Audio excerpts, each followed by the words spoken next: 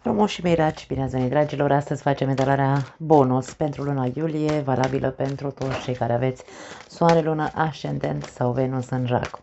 E posibil să se audă gălăgie de pe stradă, da, văd că deja se aude, la noi bate vântul. În sfârșit respirăm, așa că am profitat să las geamul deschis și să sperăm că nu deranjează foarte tare aceste zgomote care se aud. Începem. Primele 3 mesaje bonus pentru voi, dragii mei. Să vedem care sunt. Primul mesaj. Respect. Interesant. Începem așa în forță. Oglindă și o poveste neterminată. La capătul cărților, acum și aici. Mindfulness. Dragi, pentru voi, mesajele încep, hai să spunem așa, cu prezentul. Ce se întâmplă acum și aici în viața ta? În momentul de față. Ce nu reușești să termini? Pentru unii dintre voi e vorba despre o poveste, pentru alții dintre voi e vorba despre un eveniment, pentru alții dintre voi e vorba despre, poate despre voi înși vă, de ce nu?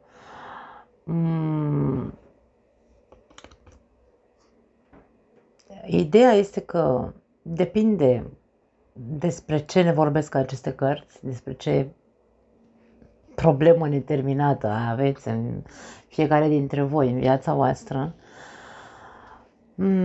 ca să se termine odată această poveste, problemă, eveniment și să ajungeți la o concluzie, e nevoie de, mie vine să spun, un soi de empatie. Empatie și respect de sine, în primul rând, și respect față de celălalt. Această carte mi inspiră de foarte multe ori, cu toate că mesajul este de respect, îmi inspiră de foarte multe ori acea energie de frăție, ca și cum suntem împreună și la bine și la rău. Da. Sau, dacă vorbim despre respect de sine, eu îmi respect principiile, îmi respect dorințele, îmi respect, mă respect pe mine și așa, alegerile, mi le respect și așa mai departe. Pentru că dacă aici vorbim despre o problemă neterminată sau un eveniment care parcă, Doamne, nu scap de el odată, da? Să ajungi la o concluzie în legătură cu acel eveniment, aici vorbim despre ce tip de respect ai față de tine când tu nu te uiți în oglindă la această poveste acum și aici, ca să vezi că trebuie finalizată, ca să vezi că trebuie odată pentru totdeauna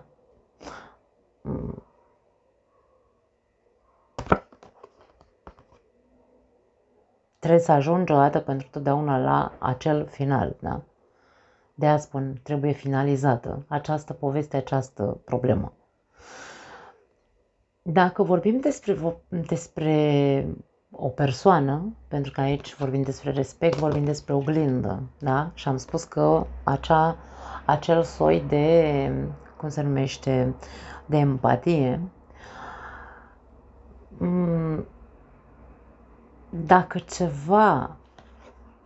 dacă povestea dintre tine și persoana asta nu se termină sau nu s-a terminat sau evenimentele care se întâmplă în relația voastră nu se termină, au legătură cu faptul că nu vă priviți, nu vă puneți în papucii celuilalt cumva. În momentul în care ne punem în papucii celuilalt, de aia vorbim despre empatie, nu trebuie să simțim suferința persoanei respective. Trebuie să simțim ce simte ea în legătură cu povestea asta care nu se termină. Da? Poate persoana respectivă suferă sau poate tu ești cel care suferă și aici vorbim despre, ok, celălalt se pune în papucii tăi, în cazul în care vorbim aici despre legătura amoroasă, da? În momentul în care ne punem în papucii celuilalt și pentru mine empatia nu e neapărat că trebuie să simți, trebuie doar să fii în locul celuilalt, da? Pune-te în locul celuilalt și vezi de ce nu se finalizează, de ce nu se ajunge la o concluzie. Vorba asta, sau mă rog, fraza asta românească cu pune-te în bocancii celuilalt sau în papucii celuilalt, e foarte, dacă o luăm mot-a-mo, se înțelege foarte bine. Da?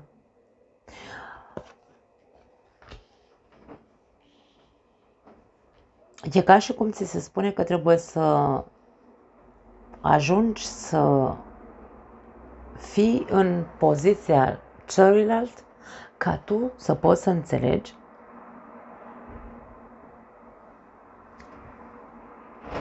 de ce nu se termină povestea sau de ce nu ajungeți la un comun acord. Poate să fie și asta. Avem respect, avem oglindă, avem acel soi de empatie despre care vorbeam. Poate că n-ar strica să meditați un pic. Meditație conștientă, mindfulness, da? Sau, na, nu știu, spuneți cum vreți voi. Meditați un pic asupra acestui aspect. Și poate așa o să ajungeți la o concluzie și o să înțelegeți, ok. Aici avem, în această fotografie avem o parte albă, o parte neagră, avem o inimă, aici avem un fulger, cum ar veni, da? Asta pare. Ca și cum e ceva tăios, o armă tăioasă și aici avem o inimă. Mie vine să spun, vrei să ai dreptate sau vrei să fii fericit? Asta îmi transmite în momentul de față această imagine. A existat lipsă de respect sau există lipsă de respect între tine și acea persoană în bocancii căruia nu te poți pune? Meditează. Mindfulness. Foarte interesant vin mesajele pentru voi. Hai să vedem alte mesaje.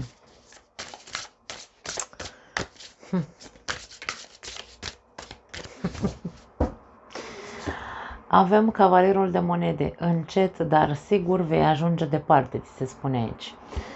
E doar nevoie să practici. Cavalerul de monede este practic, face pași mici, dar perseverenți.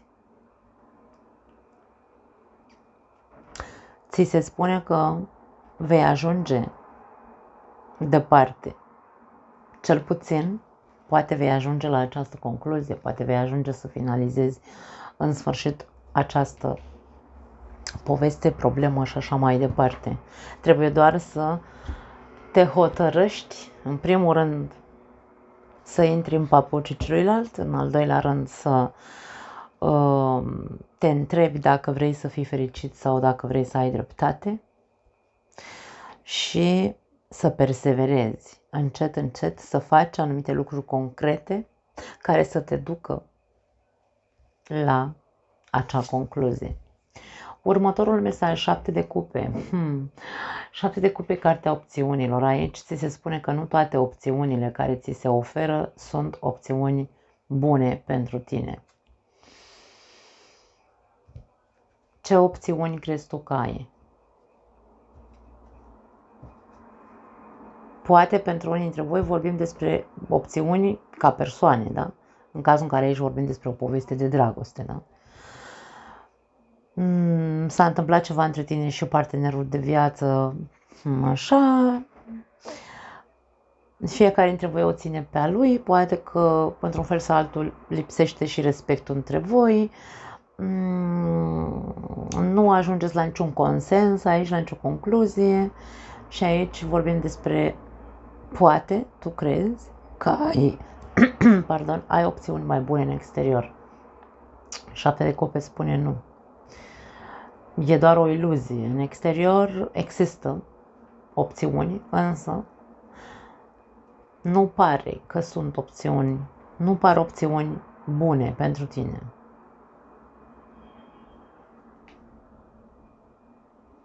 Foarte interesant. 8 de bâte. Aprinde focul sub ceaunul tău și du-te, du-te, du-te. Acest mesaj a ieșit și la gemeni. Nu știu dacă aveți de-a face cu un geamăn. Aici vi se tot spune duceți-vă unul într-o parte, unul într-o parte. Acum nu aș spune că e vorba despre o despărțire. Nu. Aici e vorba despre, cum spune încet, dar sigur vei ajunge departe. Însă nu toate opțiunile care crezi tu, care ți se oferă în exterior, sunt opțiuni bune pentru tine. Poate există una, dar na, du-te și caut-o dacă vrei. Însă aici se spune să-ți aprinzi focul din tine. 8-ul de bâte, cartea țintirii departe. 8-ul de cupe, cartea comunicării. 8-ul de cupe, deci am zis de cupe, de bâte. 8-ul de bâte este cartea comunicării, este cartea distanței, este cartea ambiției, să spunem așa, și aici avem, dacă vreți, combinăm ambiție și perseverență, comunicare și perseverență, sau comunicare și, dacă spun, fac, da? Încet, câte puțin, dar fac. Nu stau așa să visez doar o iluzie că lasă că o să fie bine. Nu, aici vorba despre muncă, despre a face, despre a comunica, despre a te deschide și nu de a sta într-o bulă iluzorie sau într-o construcție falsă că dacă plec o să-mi fie mai bine. Deci aici e vorba despre aprindeți energia, aprindeți focul din tine, în primul și în primul rând dorința, focul înseamnă dorință, aprindeți acea nevoie de concretare și de seriozitate, de perseverență și pune mâna și fă. Du-te, du-te, du-te, zice, du-te și fă. Du-te și vorbește, da? Pentru că ai de tras o concluzie sau aveți nevoie să ajungeți la un final. Du-te și vorbește, du-te și... De ce nu? Dacă ai nevoie să stai departe de persoana asta o perioadă, stai, însă, ca și cum nu pentru totdeauna. E vorba despre a te putea tu concentra în acum și aici ce ai în momentul de față, în prezent, cu persoana de lângă tine și ce poți să faci, să poți tu să ajungi la o concluzie. Vrei să ai dreptate sau vrei să fii fericit lângă persoana asta. La capătul cărților avem regele de bâte, se repetă cărțile și la Gemeni este această carte, de aia spun, poate unii dintre voi aveți legătură, Gemeni, Rac. Aprindeți lumina interioară, ne vorbește din nou despre a-ți aprinde acea vitalitate, acel chef de viață, într-atât încât ceilalți să te poată urma. Când tu reînvii, când tu ajungi din nou să-ți dorești, când tu vrei să rezolvi, când tu începi să faci anumiți pași, vei vedea că îl inspiri și pe celălalt să te urmeze. Eu cam asta simt să-ți transmit. Foarte, foarte, foarte interesant.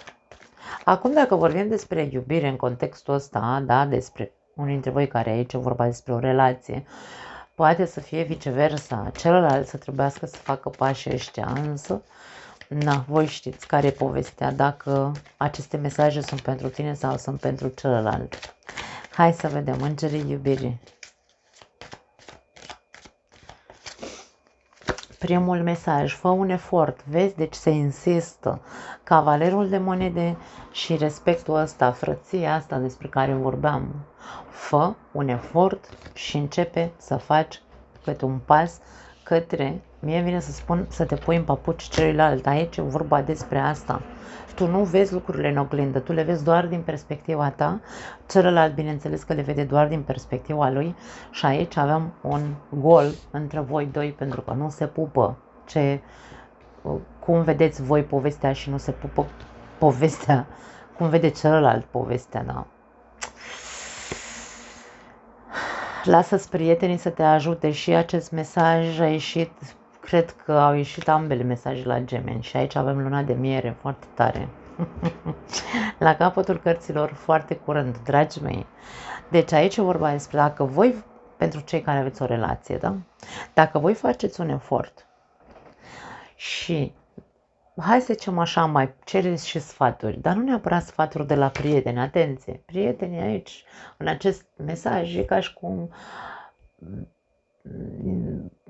cel care a făcut acest card de oracol, pardon, acest set de oracole, pare că e sigur, da? E sigur că fiecare dintre noi avem prieteni de atât de mare încredere încât să mergem să vorbim foarte multe intimități cu ei. Nu e chiar așa în ziua de astăzi, da?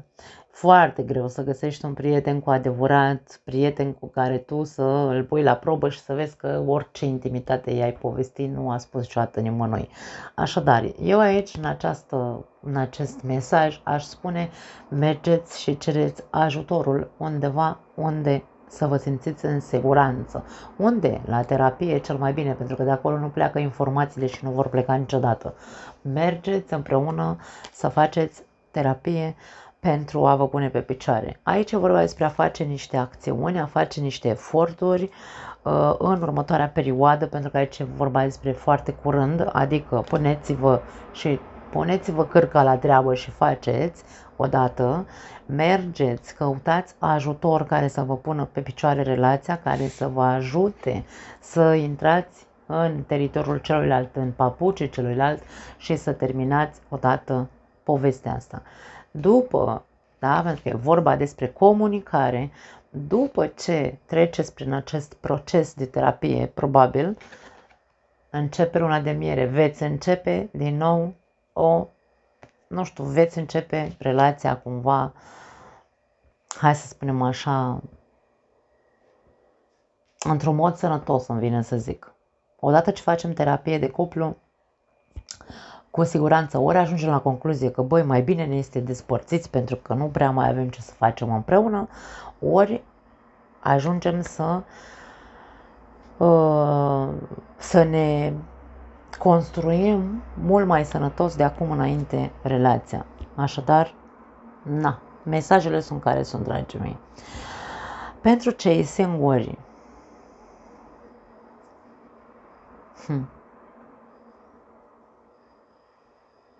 pentru cei singuri e posibil unul dintre voi să nu fi terminat voi o poveste din capul vostru cu o persoană, un fost partener, o fostă parteneră, cu care inclusiv îmi vine să spun că ați rămas în relații de respect, cel puțin, nu neapărat de prietenie, însă există un cert respect între voi. Însă, tu parcă tot mai ai acolo ceva ce nu i-ai spus acestei persoane. Poate nu i-ai spus din orgoliu. Poate nu i-ai spus pentru că tu ți-ai făcut o poveste în capul tău ca și cum, da, lasă, eu dacă îi zic nu știu ce o să zică sau o să înțeleagă greșit ce vreau să zic și așa mai departe. Aici vorba despre, ok, pune mâna și scoate, mie vine să spun că tu trebuie să renunți la ce crezi tu că ar trebui să mai știe persoana aia sau ceea ce ți-ai dorit tu să-i spui, să-i transmiți și du-te și vezi de viața ta. Da? Aici e ca și cum ți spune, du-te, luna de miere, du-te într-o călătorie singur, du-te, în vacanță singur, da? Sau du-te cu prietenii, însă du-te, fă ceva, încet, fă ceva să scapi de, poate un soi de obsesie pentru unii dintre voi, da? Nu am alte cărți care să-mi indice obsesie, însă am 7 râsa cupe care îmi spune că ești încă, confuz într-un fel sau altul. Că ai vrea, că n-ai vrea, ai vrea să-i spui, ai vrea să nu-i spui, nu știi ce reacție ar avea, însă aici se spune nu, concret, du-te, pune mâna și vezi de tine, de viața ta și pregătește-te mai repede să începi o viață nouă, fă eforturi să, nu știu, uite, vorbește cu prietenii tăi și spune-le, băi, hai să mergem, nu știu, uite, un weekend sau o săptămână la mare sau unde vreți voi, undeva unde să reușești să te deconectezi cu adevărat. Da. Pentru că ești prea mult încă ești în povestea asta. Acum, poate să fie pentru unii dintre voi că dacă plecați în vacanță cu prietenii, de exemplu, să întâlniți pe cineva, e posibil, însă aici acest mesaj foarte curând vine cu următorul submesaj, dacă vreți, și spune așa: decide exact ceea ce vrei ca să ajungă la tine cât mai repede posibil. Pentru că aici ești în oare o fi, oare nu o fi, oare dacă zic, oare dacă nu zic, cum o să dacă eu zic nu știu ce, o să interpreteze altceva. Deci aici vorba despre, ok, dacă încă tu te mai roade ceva în legătură cu fostul partener sau fosta parteneră, mai ai ceva de spus, ok, tu scoate de la naftalină respectul, du-te și vorbește și transmite mesajul acelei persoane așa cum simți tu, însă să nu se simtă lezat, și apoi vezi de viața ta. Și dacă vrei într-adevăr pe altcineva vrei să începi o viață nouă, trebuie să faci eforturi. În primul rând să te hotărăști, să te decizi ce vrei. Ce vrei de la o persoană? Cum vrei să fie persoana respectivă? Nu doar să stai să visezi, eu vreau o persoană așa, să fie așa, să gândească așa, să se îmbrace așa, să eu știu, nu știu. Da? Nu doar la nivel de, hai să spunem, ca în filme, da? 7 de cupe poate să fie povestea în capul nostru ca în filme. Vreau să trăiesc iubirea ideală, da? E o idealizare, dar e fals, adică nu se pupă cu realitatea ce construim noi în mintea noastră, telenovela noastră, da? Așadar aici e vorba, decide-te ce vrei. Și când știi cu adevărat ce vrei de la o persoană, care probabil cel mai important lucru este respectul, în primul rând, pentru că de la respect pleacă tot, probabil că n-ar fi rău să fie singurul cuvânt de pe lista ta în legătură cu o nouă persoană care ar putea să intre în viața ta. Da. Hai să vedem. Alte mesaje pentru raci?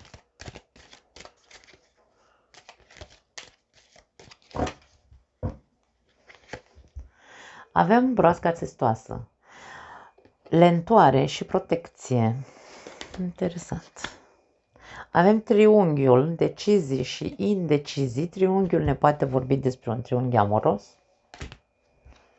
Nu am alte indicii aici, însă, na. Și avem balena, gardiana înțelepciunii. La capătul cărților avem magia, wow, avem vrăjitoarea, magia și blestemele. Acum eu cred că unii dintre voi vă gândiți că sunteți blestemați, că sunteți vrăjiți sau că aveți vrăji făcute sau alte minuni de genul ăsta. Nu. Aici, și dacă ar fi să existe varianta cu blestemele sau magia sau alte chestii de genul ăsta, eu cred că tu ai protecție. Racul este una dintre energiile sau unul dintre semnele zodiacale care știu foarte bine să se protejeze. Nu cred că te poate atinge ceva dacă tu ești într-adevăr în esența ta. Da. Deci aici nouă ne arată faptul că poate câteodată ai știut să te protejezi, câteodată n-ai știut să te protejezi, însă tu ești un semn de apă care are o carapace dură, la fel ca această broască țestoasă. Dacă îți trece prin cap faptul că, vezi, Doamne, ești blestemat sau faptul că ți-au făcut magie neagră sau alte minuni, încearcă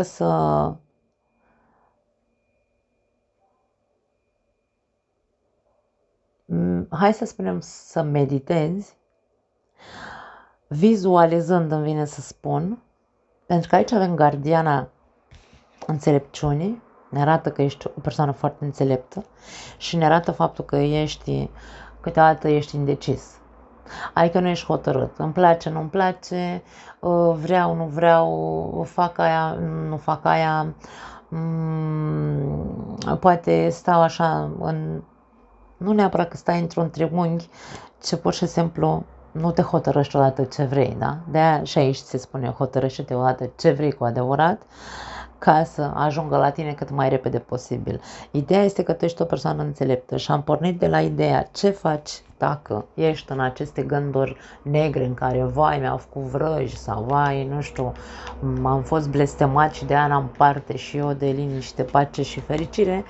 Aici e ca și cum meditează, mindfulness, da? Meditează imaginându-ți sau vizualizând, dacă vrei, această carapace, această protecție, numește-o divină dacă vrei, da?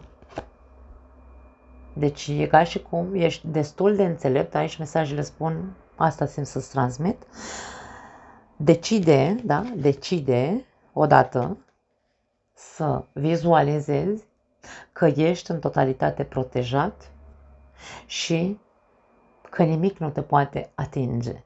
Nimic nu poate pătrunde această carapace pe care o ai să-ți facă rău, îmi vine să spun. Însă, bineînțeles, aici e vorba despre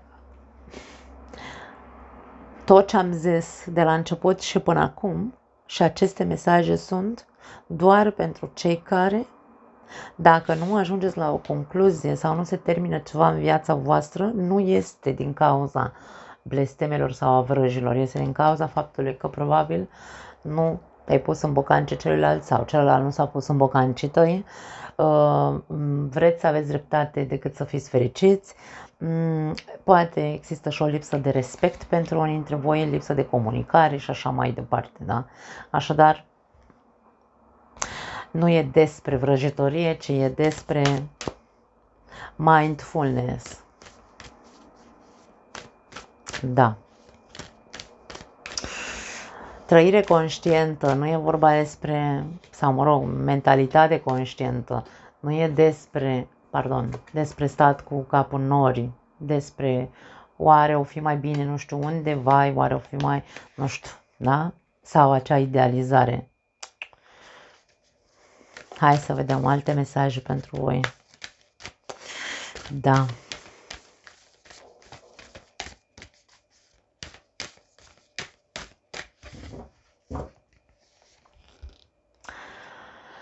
Finalurile sunt inevitabile. Da. Da. Fă-o pentru tine. Wow, ce mesaje tari. Și împletește-ți coroana pe care o meriți. Mesajul ăsta a pus capac cumva. Cum ți se pare acest final fericit? Deci aici avem foarte multe mesaje care se repetă de la gemeni, dragii mei.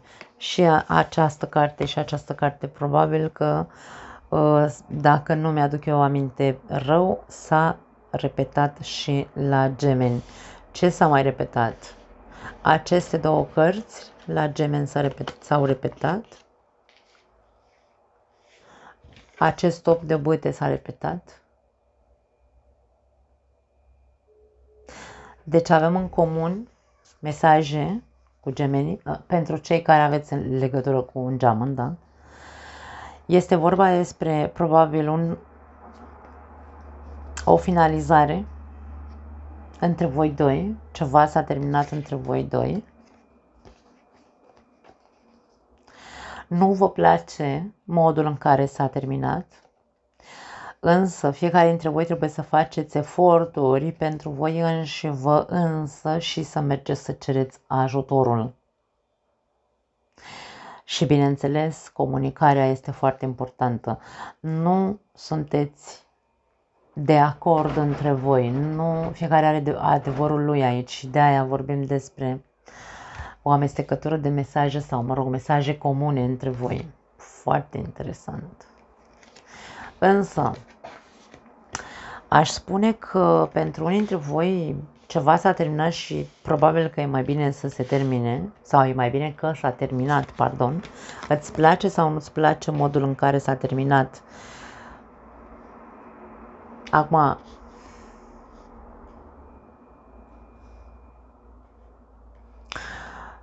tu decizi dacă vei rămâne frustrat, dacă te vei împăca cu gândul că nu se mai poate face nimic sau că e mai bine să se termine, că s-a terminat. Însă, ce mi-atrage foarte tare atenția este acest mesaj care am zis că a pus capac. Împletește-ți coroana pe care o meriți. Ce tip de coroană crezi că meriți? Pentru că trandafirii, aici au trandafiri, trandafirii au spini. Tu crezi că meriți o coroană cu spini în care să te autoflagelezi, probabil că se spune așa în românește.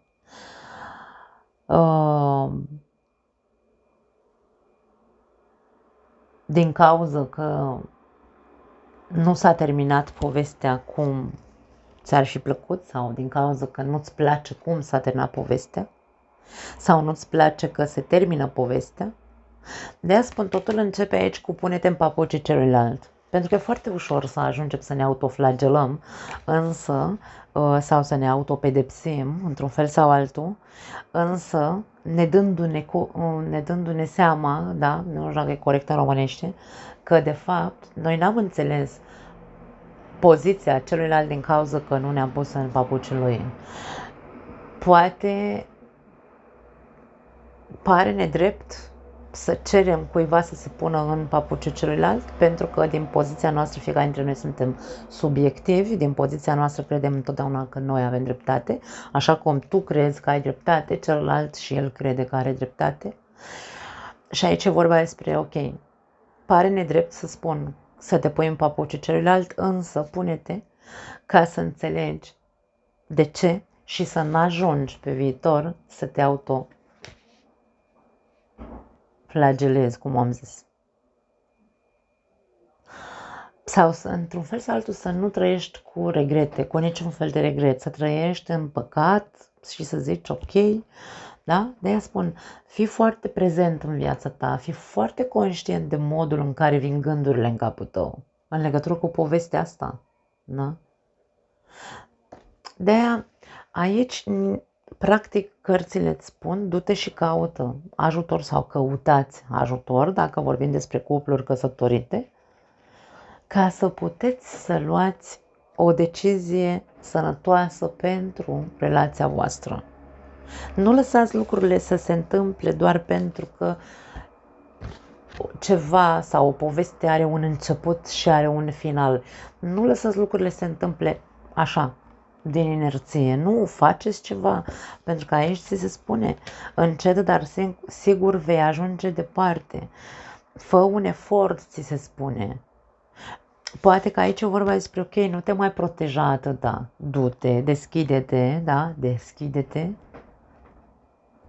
comunică.